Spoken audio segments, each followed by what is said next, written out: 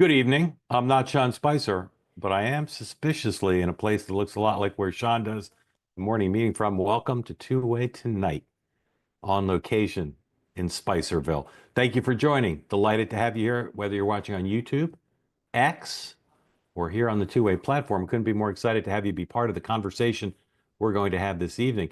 Whatever you do, whether you're in the chat or whether you raise your hand here on the platform to speak, in the spirit of the season, peace, love, and understanding always should animate what you say, and the presumption of grace to all, even though tonight we're going to talk about some people you may not like.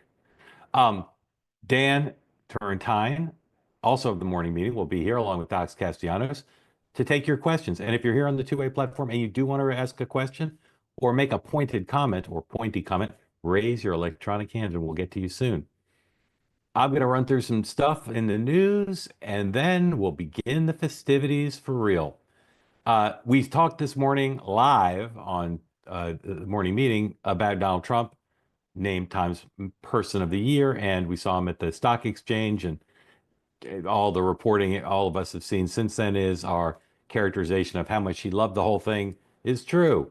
The New York Times is talking. I wrote a piece, two pieces about the thing, and they talked about it. It was like a 1980s event with Time Magazine and the stock market, and there's some truth to that. But Donald Trump does care a lot about magazine covers, and he does care a lot about the stock market. So those are not vestiges of a bygone era, at least not for him. A bunch of stuff happened today. I would say if you want to see things through the prism of good for Trump, not good for Trump, I would say mixed bag. But a lot of good stuff for him. And the momentum continues, and the Democrats in disarray, which is something Republicans and sometimes the media say that the Democrats don't like. I'd say Democrats remain at least somewhat in disarray. All right, let's run through some stuff. The Time Magazine interview is chock-a-block full of interesting things. Our friends at Axios highlighted the same things I did, so rather than make up our own graphic, we're just going to steal something from Axios. So if you could put up number 2, please. Now, here's the thing. Most president-elects in an interview with Time Magazine, like you'd parse what they'd say and you say, well, that's what he means. That's carefully chosen, and those they take it to the bank, stone tablets down from on high.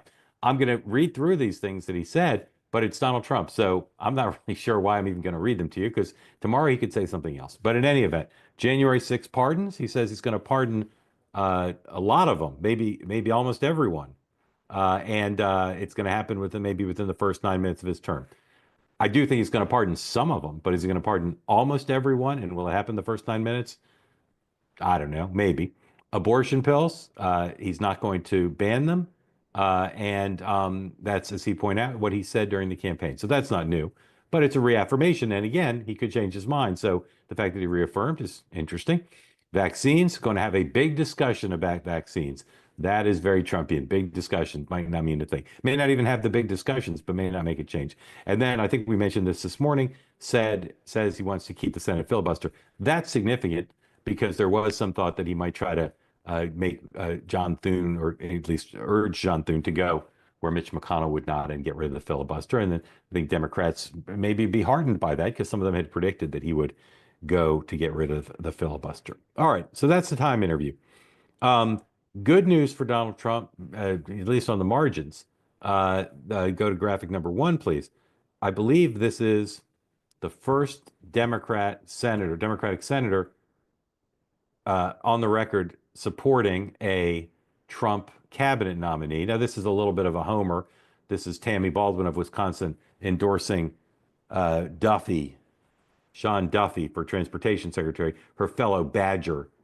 So I'm not sure how significant that is, but it ain't nothing. And you can see those are two people getting along quite well. And I don't know if she's doing it out of personal loyalty or home state pride, or maybe she thinks this will bring more federal highway money to Wisconsin. Who knows? But mark it down. The Democrats are not going to vote in lockstep against every Trump nominee. Now, on the question of Premier Xi, I like calling him Premier Xi. I think it's funny. Premier Xi of China was invited to the inauguration. Go to number 4, please. But according to Jennifer Jacobs, the great new political reporter at CBS, who has a storied and fabled career in the media, my friend Jennifer, he's not expected to come to the inauguration. It is also the inauguration is the first day of Davos, an event he has been to in the past, I believe. So maybe he was already planning Davos. This mystery that we sort of stumbled on this morning of why don't foreign dignitaries come, heads of state, heads of government, come to the American inauguration, president's inauguration, when we send delegations to, supermarket openings in these other countries? We haven't gotten to the bottom of it yet. And Sean rolled his eyes at having Michael Beschloss on, but I'm hoping Lori can book some historian sometime soon because I want to get to the bottom of it. It seems very odd. All right, now, uh, okay.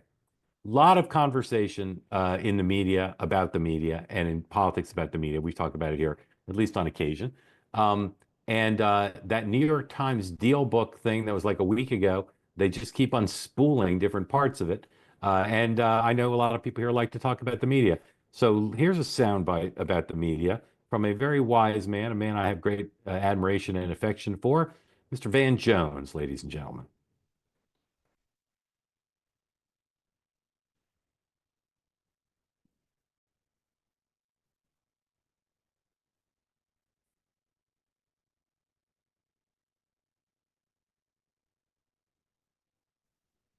For suspending his door knocking campaign and letting Charlie Kirk and Elon do a bunch of stuff online. We said, these guys are idiots. These guys are stupid.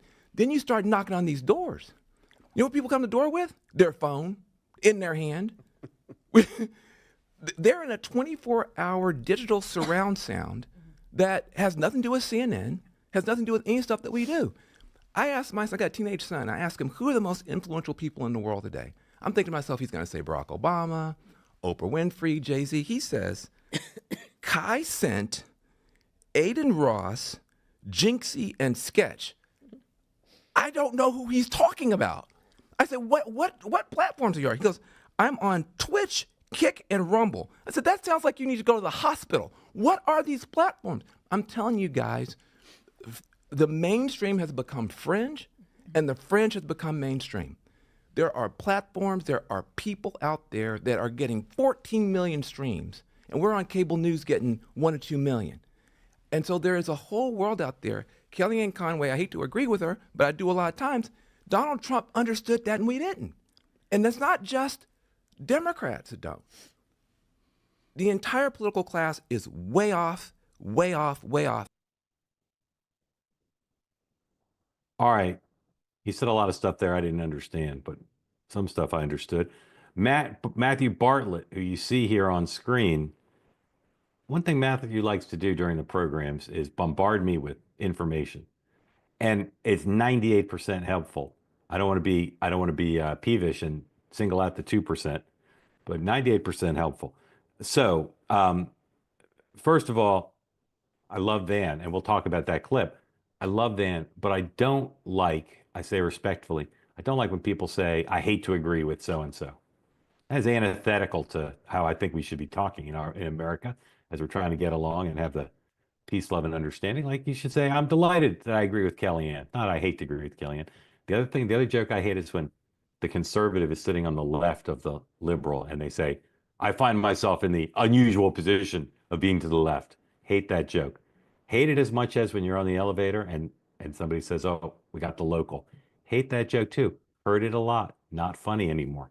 All right. So, Mr. Matthew Bartlett, who, by the way, is the one who told me when Davos started, Paul Begala, the Democratic strategist, has a rule. If you steal somebody else's joke in a public speech or on TV, the first time you steal it, you have to say, as my friend Matthew Bartlett says, ha ha ha, tell the joke. The second time you say, as one of my friends says, and the third time you tell it, you just steal it. Now, every time I tell that story, I credit Paul Begala violating his own rule, but it's a good rule to live by. Mr. Bartlett sent me a tweet and said, Fetterman all in on Elise Stefanik yesterday. He didn't endorse her. He said nice things about her, but I don't believe he committed to endorse her. So, Matthew Bartlett, I put that in the 2%. But this is a good one. This is a good one. We know Donald Trump's going to the Army Navy game. We believed that Ron DeSantis is going to the Army Navy game. But guess who else the Washington Post is reporting is going to the Army Navy game? Anybody want to guess? A fellow by the name of Pete Hegseth. So that's going to be interesting to see who sits with Donald Trump at the game. Uh, and Twitter is all a Twitter over my sitting in Sean's seat. So that's good because that was the main purpose. One of the best episodes or best moments in the history of the TV show Friends was when they walked into Central Perk and someone was sitting on the couch. Love that. And I'm hoping Sean walks in and tries to reclaim his seat during the show because that could go, as the kids say, viral. Um, Noah, have we run through all the elements? There are elements that I haven't gotten to yet. I think that's it, right? Yep. All right. Uh, Matthew Bartlett continues to want to try to convince me that Fetterman endorsed Elise Stefanik. I just don't see that. I'm not saying he's not going to vote for it. It doesn't say I endorse her. Where does it say I endorse her? Always was a hard yes. All right. I guess you're right. Yes. So forget the Tammy Baldwin thing. Rewind, take it back. This is not the first Democrat. It's the first Democrat voting for Sean Duffy. I think history will record how significant that is. Man, forget 98%. We call him Matthew 100% Bartlett. He is like the researcher, editorial producer of this program. And for that, I am extremely grateful. All right. If you want to get in the conversation about these or any other topics, including dumping all over Van Jones's blah, blah, blah, media this, media that, please. And I say that I hate to disagree with Van Jones. Kidding. Raise your hand. Love to get you into the conversation. But before we get others in, guess who we're going to get in? Two of the finest people I know. And I'm not even being sarcastic this time. Dan Turrentine. This is nighttime Dan. Morning Dan smiles. Nighttime Dan grimaces. Oh, no, wrong. He smiles too. And then Alex Castellanos. Alex, are you in Northern Virginia tonight? No, sir. No, I'm where are in you? Key Largo, Florida, Key Largo. as far away from Washington as I Yeah. can possibly get. You got a Few cigar with you? reservations. Yeah, there you go. Because you see Mr. Bartlett. Let's bring Bartlett in. Let's bring him in as wallpaper. Just another. Yeah, where was my invite, by the way? Like, what's up This with is this, man? I should be in Sean's invite to kitchen with you guys. Sean's house or to have a cigar. Which one did you mean? A cigar in Sean's house is what it should be. Dan, I think you're not allowed to smoke a cigar in your own home in Manhattan, so don't even try it. Good point. Gentlemen, welcome in. I'm going to add Matthew because it's a cigar episode. First, I want to talk about one of Alex's favorite people, it's AOC. Dan has an addendum. This morning, Yes. Dan was like, AOC is going to be ranking member on that committee. Take it to the bank. Done deal. Done and dusted. Goose is cooked. Whatever. Dan, what would you like to say now about AOC being ranking member? What's the name of that committee? Yes, government oversight. Government and oversight, or government oversight. I revise. What are you saying now? Yes, I revise and amend my remarks.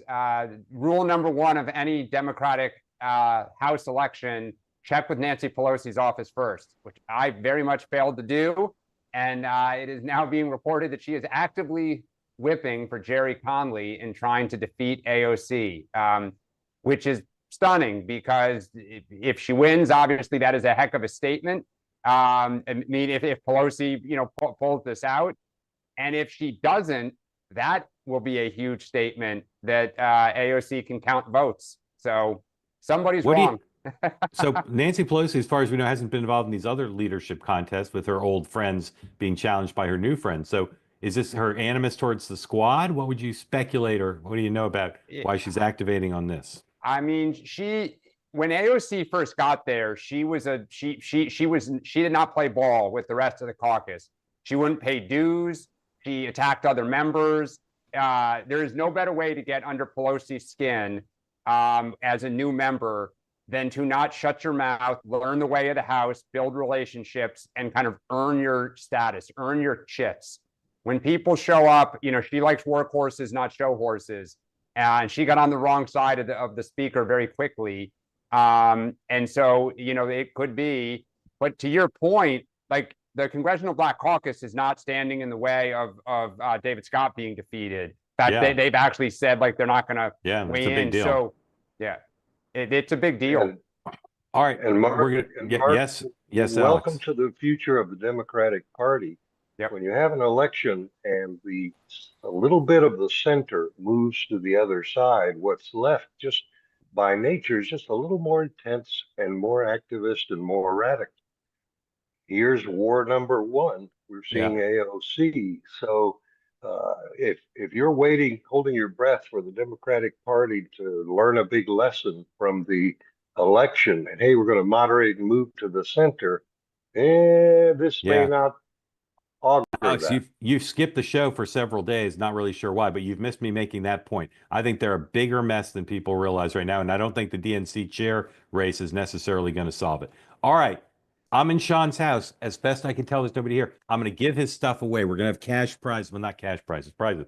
Sandalwood and vanilla candle. You three gentlemen are eligible to win. Press your imaginary buzzer. Just go bzzz when you know the answer to this question. Okay?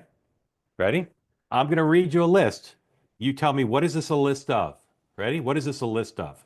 Washington, D.C., Prince George's County, Maryland, Petersburg, Virginia, Baltimore, Maryland, Clayton County, Georgia, Oglawa, Lakota County, South Dakota, Kalawawa County, Hawaii, Claiborne County, Mississippi. None of you know. Matthew, I got to unmute you because otherwise we're not going to hear your buzzer. I'm going to read it really, really fast again. What is this a list of?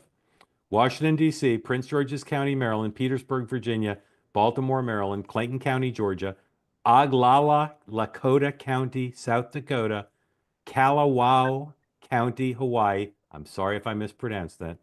And Claiborne County, Mississippi. No one knows. What we were looking Biggest for. shift to This is Republicans? Good guess. The the candles. last Democratic districts in America. Well, you're both basically right. They're Kamala Harris's best counties, where she got upwards of 83% of the vote in those in those 8 counties. So the candle's safe. The candle's safe till we get to the next question. All right. Alex was a big proponent during the campaign of the notion that through photo ops and other messaging devices that Donald Trump could be reimagined and thought of in a new way. And we talked about this morning, the photo op at the exchange, not just on the bell ringing, but when he went down on the floor with J.D. Vance, it was the thing. So presidents do photo ops, lame ducks do fewer of them. Alex, how do you see the Trump presidency using those same kind of photo ops? I think Trump governs from the outside in. Biden governed from the inside out. Create policy, then figure out a way to support it. Let's de-escalate. Okay, then go sell that. Trump doesn't do that. He is the outsider. And I think it's the difference between a leader and a manager. And whether it's policy or nominees, you're seeing Trump build momentum for both outside. And so these photo ops are another vehicle for him to do that. And, it's a Reagan style kind of outsider thing. He's the advocate of change. That means he's young. It means he's new. That means he's outsider. And he's photo bombing Washington. Dan, I can think of very little Democrats can do to counteract this, except look for little nitpicking things like one of the people he shook hands with, what's at the Capitol on January 6th thing.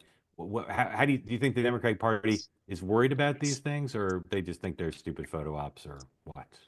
I think they think it's a honeymoon. And I think, as I mentioned this morning, I think once he is sworn in and everything is on his plate and everything is his responsibility, foreign and domestic, they will have opportunities to get back on offense and criticize. If he pardons, a January 6th person who harmed a police officer, there is an opportunity there to speak up, right? So I think they will have their moments. They're trying to figure things out right now. I think they're trying to pick which nominees they're going to hug and which they're going to try to oppose.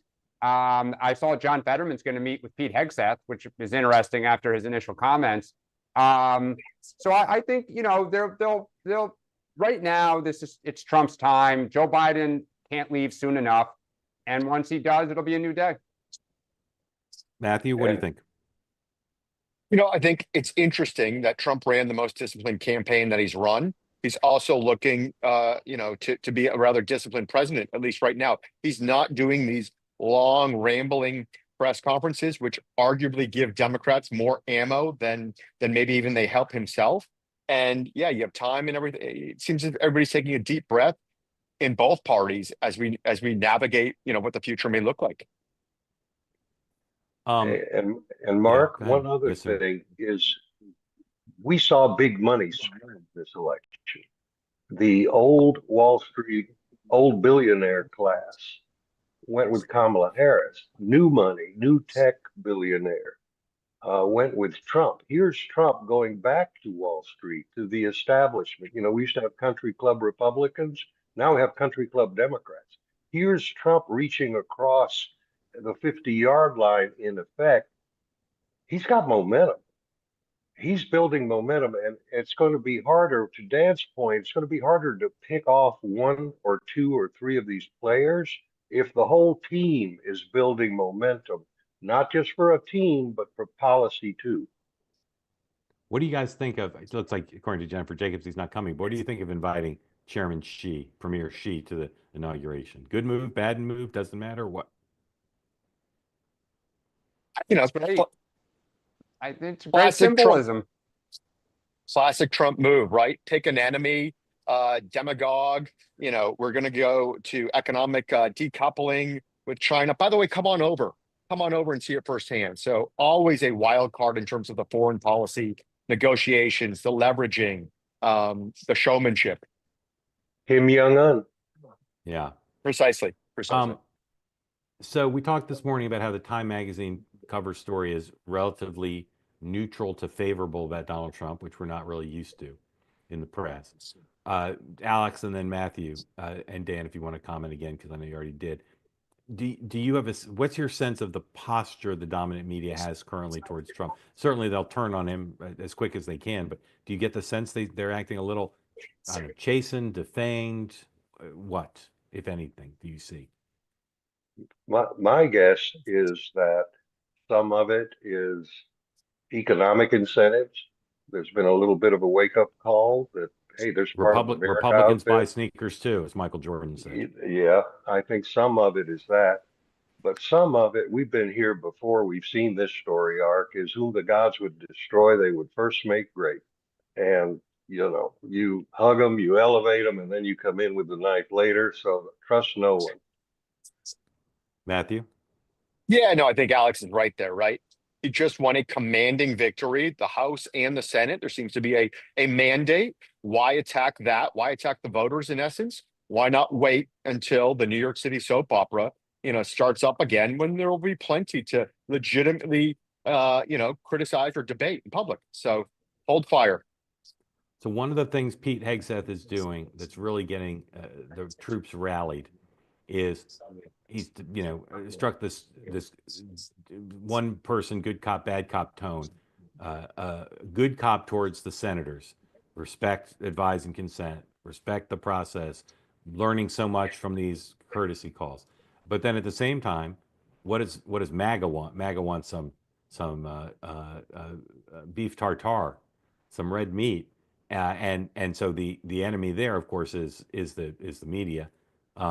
Here's Pete Hegseth not that long ago on Capitol Hill asked to respond to a CNN report. Yeah. Roll tape. Do you believe that gay people should be allowed to serve in the military? Yes. You said, can you just respond to the CNN report this morning? It was highlighting some of your previous comments saying I don't feel the need to respond to CNN. Have a good day, that you are comfortable with gay people openly serving in the military. Did you hear what I said there? Have a good day, man. Thank you. So I can think of no compact sentence more likely to warm the hearts of Super MAGA land than I don't feel the need to respond to CNN. Well, then on top of that, this comes after I think you, Mark, rightfully noted, one of the most amazing pressure campaigns from the base onto Joni Ernst. And then what did Pete say today? I think something to the effect of like, listen, if anyone votes against me, they should not be subject to a primary. Genuflecting to the Senate while, the base and the pressure continues on, and then throwing that out there, to placate or to recognize the base with a nice CNN dig. Brilliance. But I hate to disagree with my friend Mark Halperin, Yeah. but he wasn't, there's room in between Fox and MSNBC. And when a lot of voters this year woke up and just found that they had been lied to about Joe Biden's mental capabilities by people like the establishment media and CNN, it doesn't just warm MAGA's heart, Yeah. I think, You're to right. hear. You're right.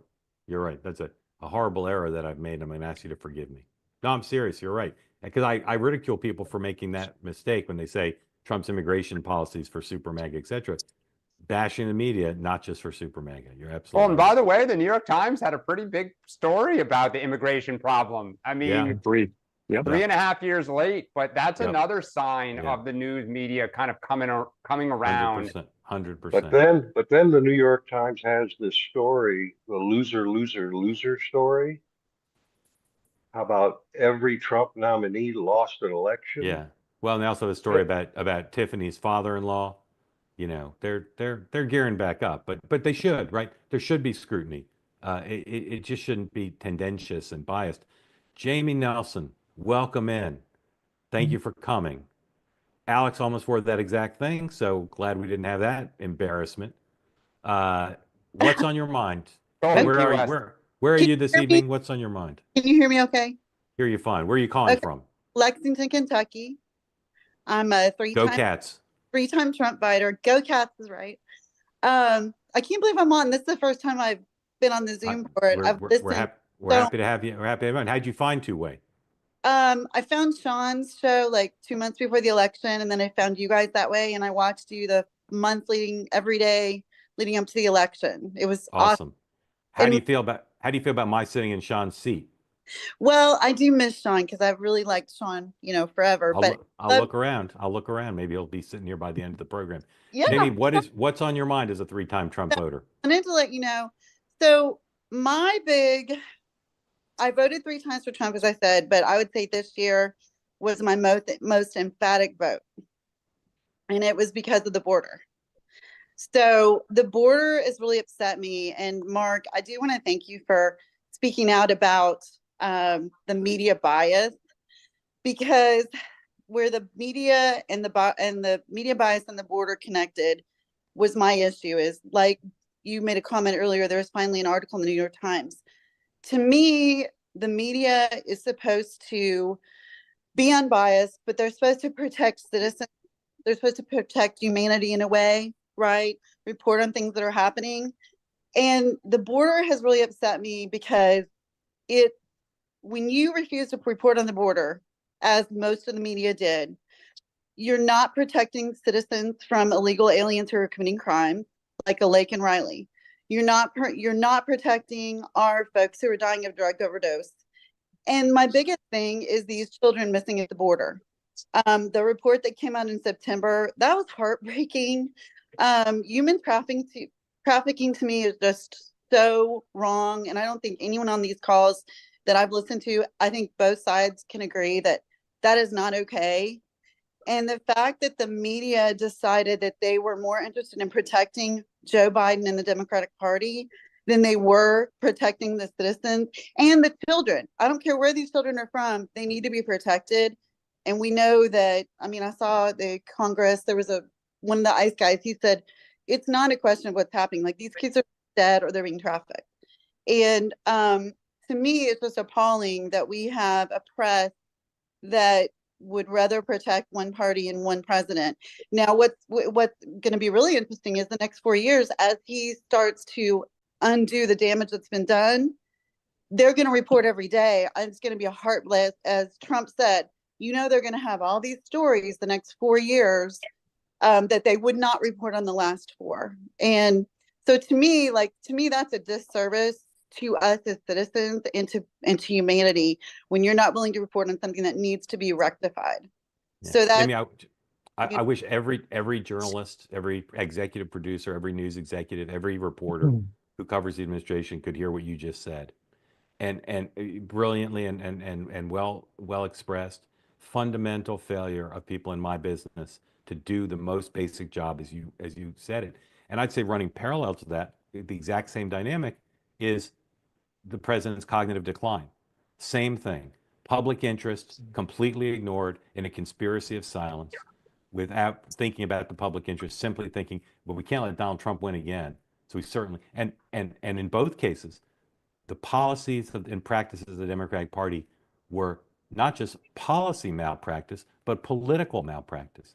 How do you have a policy deeply unpopular from day one with effects that spiral out of control, that make things worse and worse, and you do nothing about it, in part because the media doesn't do its job? If the media had been saying Joe Biden seems to have a significant loss of cognitive decline, or if the media had been saying in 2022, every Democrat we talk to who represents a border state is saying privately and some publicly, this policy is not working, then perhaps there would have been change. Perhaps Joe Biden would have stepped down sooner. Perhaps fewer people would have died of drug overdoses. Perhaps Americans wouldn't be killed by people here illegally. Perhaps my friend's daughter in kindergarten in Manhattan, who sits on the ground every day in kindergarten, would have a chair because her class size wouldn't have doubled because there are kids in the country whose parents came here illegally. Perhaps Donald Trump wouldn't have won because the border would have been fixed. So you're absolutely right about the failure of the press. And I would say what's compounding it is silence. Sure, they write a story today, but the story doesn't say, editor's note, we should have written this story 3 years ago. We should have written it 2 years ago and 11 months ago. Same on the Biden cognitive decline. And people are not stupid. Even people who are not news obsessives, they're not stupid.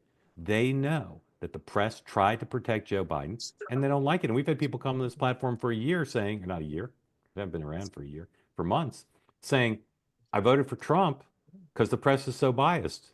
Don't like Trump, but I voted for Trump because the press is so biased. Jamie, stay there. Don't go. Others, I know everybody agrees with me. Not always, but in this case. But would anyone like to annotate, amplify, add, ask Jamie a question? The floor is yours, gentlemen. I'll ask Jamie a quick something. So one day the media is saying, oh, there's no problem at the border. There's no caravan, ha ha ha, caravan. And then it seems as if overnight they found they could blame Donald Trump for the problem because he opposed sank the bipartisan border bill. Oh, so there was a problem and it was his fault. Did that moment get to you?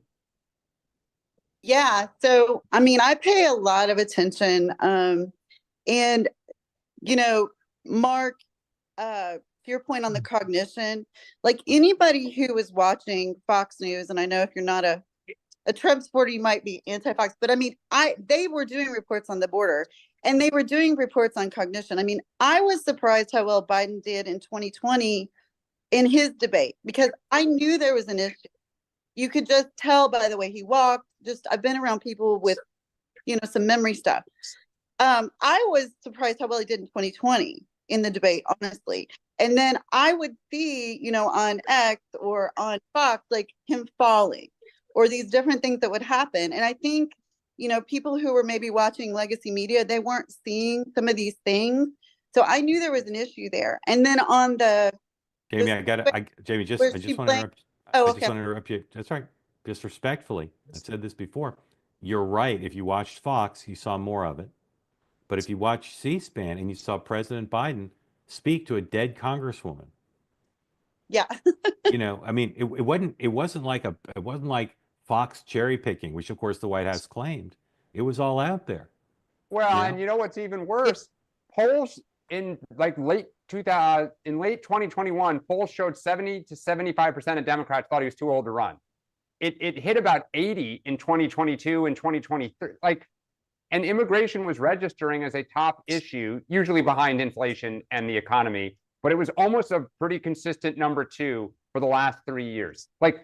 It was right before our eyes, right? And they just would not either believe it or just thought like the kind of Obi-Wan Kenobi, nothing to see here. Like, Right. you know, it's And crazy. on Alex's question, though, I got a little off track, but Alex, what I was going to say is, so I have watched, I saw that when Biden had the House and Senate, early 2021, he did not pass the border bill, right? And then on day one, I remember he had that stack. Michelle, lovely lady, yesterday commented, or this morning said, he had a stack of executive orders. And I remember watching him and him saying, I don't even know what I'm signing here. He literally said that while he was signing. And a lot of those executive orders were reversing what Trump had done to shut the border down, right? We knew this. And then when they came out in June and they tried to blame the Republicans, I knew that they'd buried in that bill stuff that the Republicans were not going to vote for, right? Yep. So I did not fall for that, but I was afraid that a lot of America was blaming him when that was not a bill that they could pass. So Alex, I didn't fall for that, but I was worried that people who aren't paying attention really closely might believe that. So Jamie, thank you for coming. Come back regularly. thank you. I love it. Now that it worked out, you should come regularly. Thank you. All right, Mikey, come on in. Tell folks where you are. What's on your mind? Hold on, you got to unmute first. My fault. Go ahead. There you go. You're good. How you doing? I'm from Florida. I'm originally from Israel. I moved here about 8 years ago, so the English is not great. I'm retired. Welcome. Thank you. It's actually, I love watching you guys. And Dan, your smile, buddy, even though I voted for Trump, you have a great smile, man. You light up the room and stay positive, even though you lost. Mikey, your English is excellent. What brought you to America? Well, I'm a CEO. I'm a gun guy. So my company had a sister company here in Florida, and that's what brought me out here. So my wife and I, we both voted for Trump. She got her citizenship as well. So we voted for Trump for the first time. So what I wanted to ask you guys, in the IDF, I was the head sniper of the Israeli army for 2 decades, for 20 years. And I trained about 500,000 soldiers to shoot. And if you go to Israel, 80% love Trump. I'm not sure 80% even love our own prime minister. I'm sorry. I'm sorry to interrupt you, but did you say you were the head sniper in the IDF? For 20 years, yeah. All right. Yeah. Good on you. That's quite an achievement. Note to self, be very nice here. Yeah. I have very few gifts. And if you ask my wife, I have no gifts.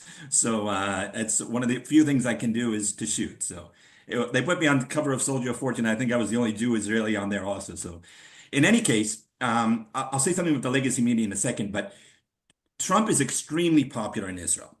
All the guys love him. He seems to be, we don't have friends in Israel. We don't really have anybody who likes us.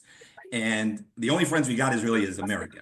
And inside of America, it seems that the Republican Party is much closer to Israel than the Democrats. With that being said, there are Democrats that are pro-Israel. But when Bibi came to talk here, the 150 people who boycotted his talk, I think were 99% Democrat. And firstly, the anti-Semitism here is a big problem. And, my daughter's going to college next year, and I don't want her to go to Columbia, or she's a, great student and really bright. You're afraid, wearing a Star of David. We're afraid, and thank God we live in Florida, where it's not walking on the subways in New York and stuff. But something's wrong. Now, I wanted to talk, if I can touch, on something that I don't understand. All my Jewish friends in Florida and New York all voted for Trump. I do have some Jewish friends in Los Angeles who, even if a dog ran as the president for the Democratic Party, would vote for him. So there would be some sort of justification while they're voting for a Democrat because their father, grandfather, they all voted. But when you look at I guess what it's called an exit poll, if I'm saying it correctly, it says that only 30 or 35% of Jews voted Republican. Yeah. Now, you got a reverse Pauline Kael problem. Every Jew voted for Trump. You can't figure out how that could be, right? I don't understand. Yeah. I don't understand the concept of an exit poll. I understand that they ask a few people, I guess after they vote. No one asked me.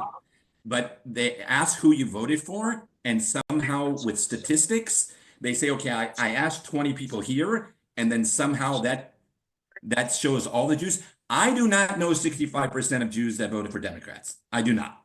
Yeah. It's insane to me, and I think it's wrong. Yeah. But with that being said, I don't think Jews should vote for Democrats anyway, but that's a whole other issue. If someone could explain to me exit polls and how they can say X percent voted, X percent of the blacks voted for X, and Y percent of the Jews voted for, I don't understand how. Oh, how did you get that? That's crazy, man. How Put did you that do up. Put that up full. Put that up full. Wow. What year is you that pull from, that up? Mikey? That's Mikey, insane. what year is that from, dude? I don't know. I don't know. 2005, maybe. Yeah. All right. And what is the name of the weapon you're holding there? That is a Tavor. It's an IDF weapon that Israel manufactured, and it replaced the M4, the M16 that we were getting from you guys. Do they make it in Israel? Yes, sir. In a company called IWI, Israeli Weapons. Are they still making them? Yes, they do. That thing looks like you're holding like a mini tank. No. It's a 5.56. It's a common infantry weapon that we receive when you join. You know, in Israel, every male has to join at 18 for 3 years. Yeah. And every woman has to join for 2 years. It's mandatory service. You're not asked to join. All right, you can take the picture down, but I I didn't don't want put an it up. autograph. No, I'm not talking to you. I want an autograph here. I'll give you a brief answer to some of the things you asked, and then my colleagues can. That was very cool with the picture. Think I screwed it up. So the networks and the Associated Press do exit polls, and like every poll, not everyone's going to be polled, but they stand outside the polling places and they ask people a series of questions. There are also polls that are done after the election that are meant to kind of mirror that and to see if the results are similar. There's two problems with the exit poll reliability, and they're treated like stone tablets, and they're really not because they're very fallible. One is they're done much more on the cheap. The budgets for them are slashed every 4 years. When I worked at ABC News and was involved in the exit polls, it was a multi-million-dollar project, multi-million, and I think it was more reliable. Like with any poll, we've talked about that on this platform. The exit poll is no different than a normal poll. If you do it more cheaply, it's not going to be as accurate in all likelihood. And then the other reason they're not as reliable is that the bias that we see in regular polling, where people who don't like the media are less likely to talk to pollsters, you're going to get a skew. And so you've got the normal question of if you do an exit poll in Wisconsin and 70% of the respondents are Democrats, and you know that the electorate's not 70%, there's something wrong. I would tell you, just fingertip feel of American Jews, that number is probably actually pretty close to right, because a lot of American Jews like Trump, but a lot of them don't like Trump, and they don't like Trump. A lot of them don't like him on abortion rights. American Jews tend to be pretty pro-choice. Not all of them, but a lot of them. They tend not then to like him. A lot of American Jews live in blue states. You know, they live in the west side of LA. They live in Dan's neighborhood on the Upper West Side. Not as many in Sean's neighborhood, by the way. That's a story for another day. So I know what you're saying. You know, there are the members of the African American community, Black community, who come on this platform. If you went on this platform of Black Americans who come on and raise their hand, you'd think Trump won the Black vote. I continue to have this experience, and it's the reverse of your life, Mikey. I ask people who voted for Biden or for Harris, who do you know who voted for Trump? I had lunch with two extremely cosmopolitan Democrats yesterday. They travel all over the world. They're extremely wealthy. They know lots of people. Who do you know voted for Trump? Same answer as always. No one. Oh, wait, maybe those people. Yes, I can think of one couple. That's insane. The guy won the popular vote. They don't know anybody. So you know a lot of Jews who like Trump, but I promise you there are more Jews in America who didn't vote for Trump. I promise you. He didn't win a majority of the Jewish vote. I promise you.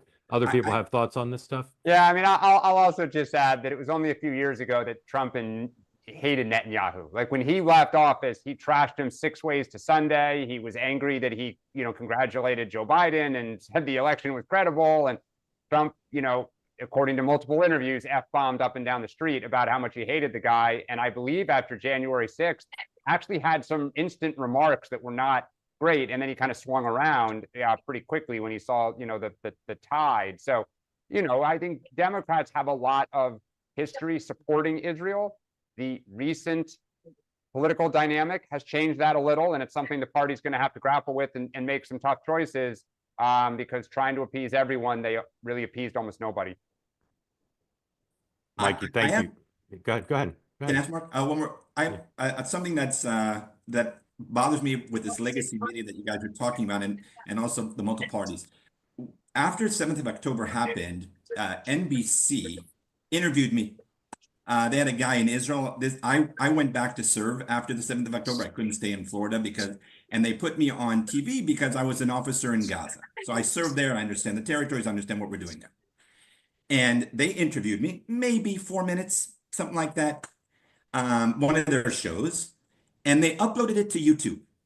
Inside of the interview, as they were interviewing me, I knew that they were left-wing. I knew that I wasn't a good fit for them. And I brought a piece of paper. And what it showed, it was an illustration that's very famous in our country that shows an Israeli soldier standing and a baby behind the Israeli soldier, standing against Hamas, who's holding a baby in front of him, using the baby as a shield, right? This is a meme that goes around Israel. Conceptually, you guys can see it in your face? Yes, sir. Yes, sir. So I put it up and I spoke to him about it. He definitely didn't like it. They put the video of us, the interview, on their YouTube channel.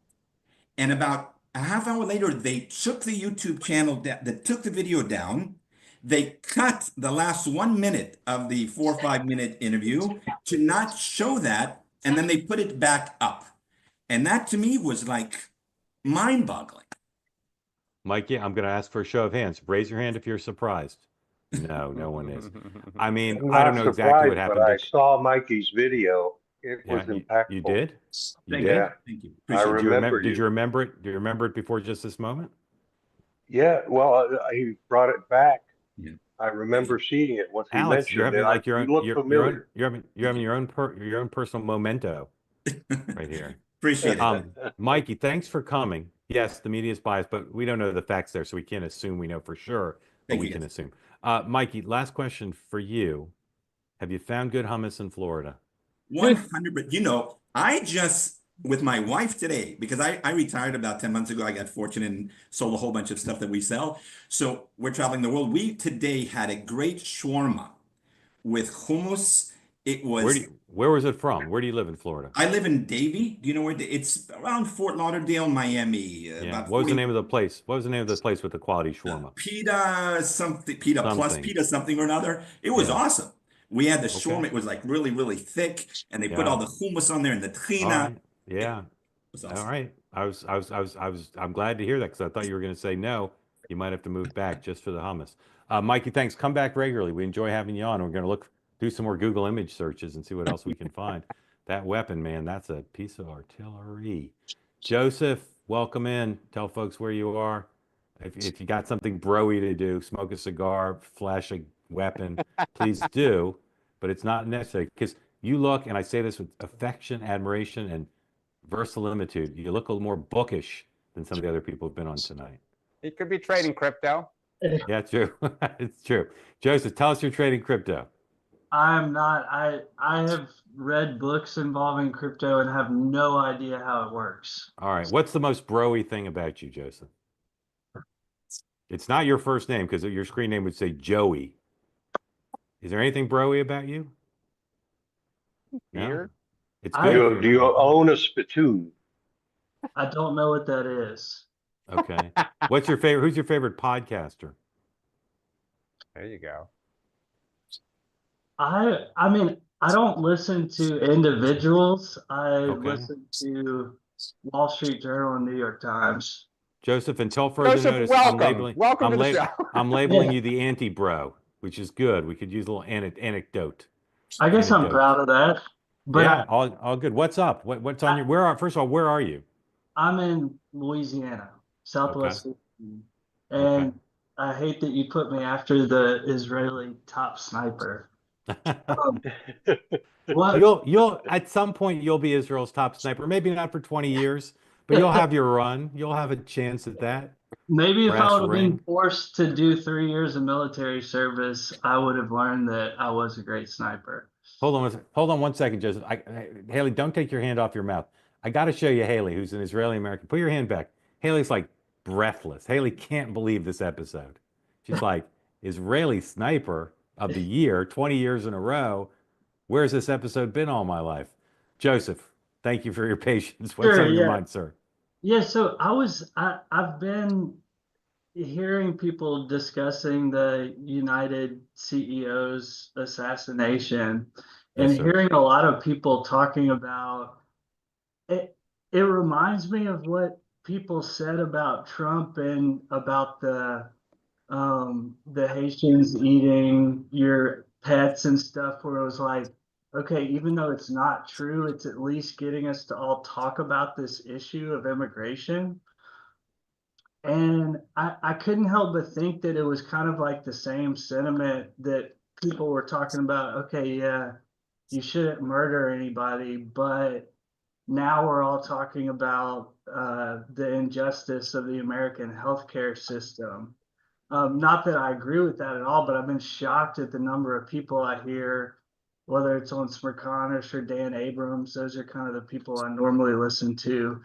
But I didn't know if that's kind of the same sentiment involved that helped get Trump elected, where it's like, well, he does these what I would consider radical things, but he gets people talking about issues that are actually important. So that's All right, Joseph, great. We laid it out very well. And just to be clear, Joseph's been on the program before. It's not his first time, but he came in the context of the sniper. So I set it up a little differently.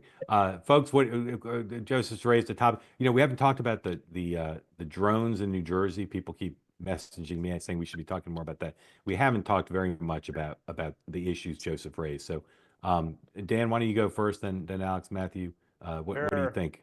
Yeah, I mean, look, Joseph, Senator Warren kind of went there and has faced a lot of blowback. And in fact, today, several members of the Democratic caucus in both the House and the Senate very forcefully came out and said the kind of the CEO was murdered, but there's real issue. Like, you need to obviously separate the two. And I'm not saying that you're advocating them together, but like that was a heinous act. And you can have substantive disagreements about our healthcare system or what a company or an executive does, but obviously anything like that is just atrocious and can never be tolerated. And as you say, it has raised the issue of the U.S. healthcare system and insurers.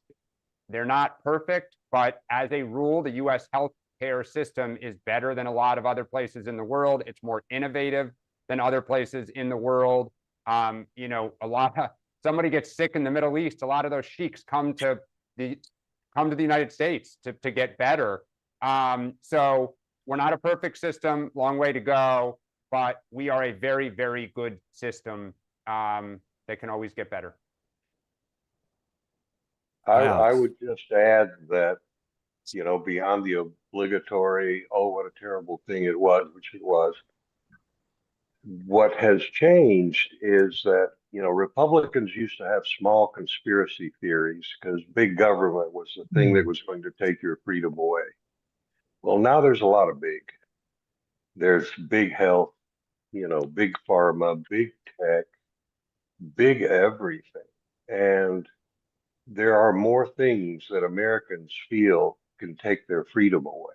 And they seem to have allied in the new domestic axis of evil. And that's what's driving this realignment, where now the outsiders are growing. There's a bigger group of them, and it's driven by, third-party payment, a business that is incentivized to make healthcare cost more. Is that the only alternative we have? So big government's not the only thing that takes people's freedoms away. And I think you see on occasion, then comes a lot of people feel that way, but then comes a deranged outsider to do something about it. Yeah, listen, I would agree. Dan mentioned how Elizabeth Warren really kind of stepped in it, this justification or non-justification, however, which side of the coin. I think Bernie said something similar that's getting some social media traction, renouncing it and then throwing in a butt. AOC, same thing today, renounced it, but throwing in a butt. I think Joseph made a really interesting point about, how Trump talks about issues and then people keep talking about it. I was thinking more about this phenomenon that we've seen maybe in the Trump years, which is if you feel aggrieved, if you feel as if there's an injustice, no matter what it is, you're given permission in society to do whatever you want. You can burn down, riot, loot, storm the Capitol, murder a CEO, all fair game. I think it's a very dangerous territory that we've been kind of heading into, and some are maybe glorifying the actions of, again, mentally deranged, however you want to call it. But it seems to just be this growing sentiment that is out there. Used to be, if you wanted to rebel, you'd start a rock group. Now, you take matters into your own hands. Weird stuff. Yeah. Joseph, thank you for joining again. Loved having you here. Please come back regularly. And good anecdote to bro. Wait, what's that going on back there? It's a real life elf on the shelf. Sean Spicer. Let me take my mic off so I can bring you in. What's up with this, man? Here. Hold on. With the door open? Hold on. In. Let's turn off the Bluetooth so everybody can hear here. Sean, you can participate in the closing earlier. round. Yeah, where are Closing you? round. So close enough to walk over. No, he's not. He's in Florida. He's in the islands or somewhere tropical. So, guys, here's a closing question. There's this like boomlet of Fetterman is a presidential candidate. He's going to run, and I see why people are talking about it because he's a flavor of the moment, and the press has no sense at all. So 0 is Gary Bauer, Wes Clark. 10 is George W. Bush, Bill Clinton, gold-plated, legit. Where do you put John Fetterman, not just now, but projecting forward to 2028? 0, Gary Bauer, no disrespect to Gary Bauer and Wes Clark, but flame outs, not, not factors at all. Alex, where do you put him? 4, because he breaks the left-right axis that could get him killed in a Democratic primary, and he does outsider versus insider, so he's got legs. 4. Okay, Matthew. Quick story. I'm home here in New Hampshire. I think the last time I joined you in New Hampshire from this location, it's a cigar store. Chris LaSavita walked right behind me on camera with a reporter. I'm glad no one saw their faces. But going back to the New Hampshire primary, trying to get elected, we're in a place where Bernie won the last primary. It's gonna be very challenging, maybe for Fetterman, but there's something there. I'll give it a 5.5. Dan. I'll say a 5 because he's really good right now at pointing out the problems of the party. Where he would have to then kind of move forward is what is he for? And some of these thorny issues, we just talked about Israel and, Palestine, like he'd have to put some chips down. But I love the fact that he is very aware of social media. He's very aware of the party's faults, and he's unafraid to say F you. Passerby, elf on the shelf. What do you say? Dose. I have to say, I am stunned at these numbers. I am stunned. I'm torn between 0 and 1. I was going. I'm amazed at what you guys are saying. But Mark, if we had done this in 2012 and I had said, or 2013, where would we have put Donald Trump? Oh, you're not familiar with my 2011. No, I know that you said at CPAC and stuff. I wouldn't have something there, but yeah. I don't think would you have put him at 7 or 8 in 2013? No, but I wouldn't have put him at 0 either. Right, but Mark, 5, so that's where we're coming in there. Like he's got potential. 0 to 1 in a general election with Fetterman, or just is he a credible presidential candidate that he could be president? So it means both. He'd have to win both to be president. Oh, let me tell you, if you put him on a debate stage with Gavin Newsom or J.B. Pritzker and all these poll-tested, play to the base. Okay. Are you guys forgetting the concept of opposition research in a primary? It's everything. All right, we got to go. Boy, he and J.D. Vance would be a good debate. We got to go. I got a date with Greta Van Susteren. Thank you, Dan, Matthew, Alex, everybody who asked great questions. Hi, Sean. See everybody at 9 a.m. tomorrow right here. Not here. Morning meeting. Not here. I won't be here.